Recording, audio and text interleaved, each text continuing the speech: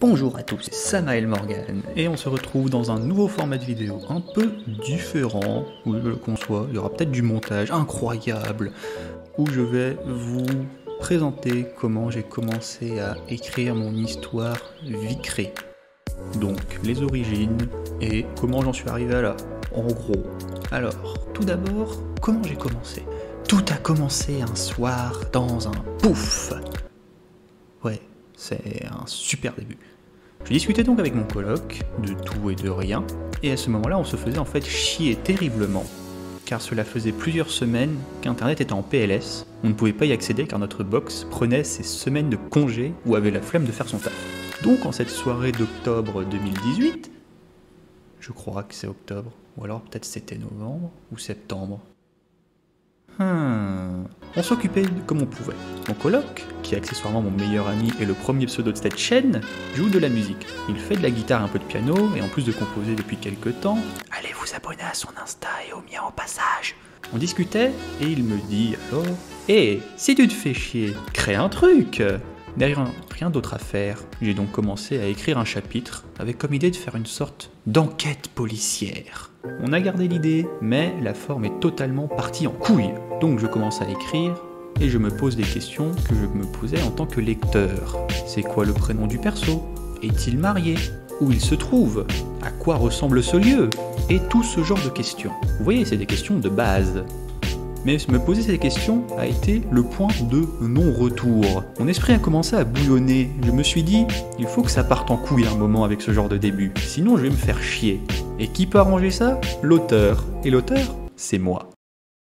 Je me suis donné comme objectif de créer un univers où je pourrais faire n'importe quoi sans que cela soit contraire aux règles établies par moi-même. Il ne fallait donc pas que je me foire dans mes fondations. J'ai donc cherché dès le début à planter quelque chose qui donnerait le ton au reste de la saga. J'ai donc cogité et j'ai eu l'idée des portes du temps, un passage vers d'autres époques. Mais il fallait encore trouver un moyen d'y accéder à ces portes du temps. Et là, c'est là que la Vicré intervient. C'est un pouvoir dont les seules limites sont l'imagination de l'individu, un pouvoir parfait pour moi et mes plans. Car grâce à ça, j'ai accès à tout ce que l'humanité a déjà créé dans tous les domaines possibles. Oui! J'ai ensuite créé des catégories en regroupant les aspects sur lesquels on peut agir, son environnement ou soi-même. J'ai mis une troisième catégorie au passage. Après tout, il faut bien une wildcard.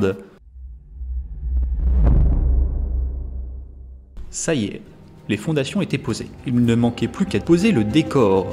Bim! Une ville flottante Océanos. Bim! Une avancée technologique pour pouvoir me laisser encore plus de marge de manœuvre. On avait le premier lieu de l'histoire planté. Océanos, une ville flottante au milieu du Pacifique. Waouh, c'est propre.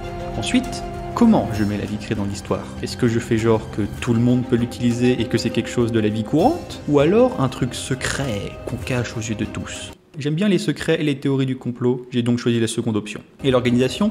Allemagne. Comment je l'ai trouvé? Je ne sais plus. J'ai dû taper un mot dans Google Trad, prendre une langue au pif jusqu'à ce que ça me convienne, mais voilà le travail. Et je fais des fois pareil avec les noms de mes persos après tout. Pourquoi pas avec le nom de l'organisation? Maintenant, un scénario. J'avais déjà un début d'enquête policière, donc j'ai juste suivi cette trame un peu classique pour nouer tout ce bordel ensemble. Puis à partir du chapitre 7 du tome 1, je me suis dit, allez, on arrête les conneries, on va commencer vraiment l'histoire. J'ai donc introduit Fox, l'antagoniste principal de l'histoire, et j'ai conduit un scénario plus ou moins correct. Il capture une gamine possédant un pouvoir qu'elle n'a jamais voulu pour ouvrir les portes du temps.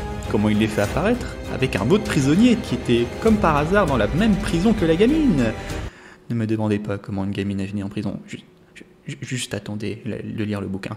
Oh là là, quelle coïncidence, dis donc! Pour éviter cet effet, j'ai décrété que le prisonnier pouvait rendre physique tout concept et que la gamine pouvait atomiser tout et n'importe quoi. Parce que oui, si le prisonnier son pouvoir c'était de voyager dans le temps, c'était grillé. Tu rajoutes une dose de technologie, et voilà, tu craftes des portes du temps à toi. Bravo, bravo! Il ne manque plus qu'à détruire ces portes pour accéder au couloir derrière et tu es bon pour une randonnée temporelle. C'est là que je me suis vraiment dit, ok, maintenant on est bon, les bases étaient plantées, j'avais l'idée du prochain scénario en tête, et avant même de m'en rendre compte, je m'étais investi dans l'écriture. Ce petit passe-temps qui devait durer à la base juste le temps de fixer la box, était devenue une passion à laquelle je pensais régulièrement. J'aimais ce que j'avais créé, j'aimais mes personnages, je ne voulais pas que cette histoire s'arrête. J'ai donc continué à écrire, à développer l'univers, à penser à de nouveaux aspects du lore. Continuer cette histoire est devenu un but dans ma vie, comme si ça coulait de source.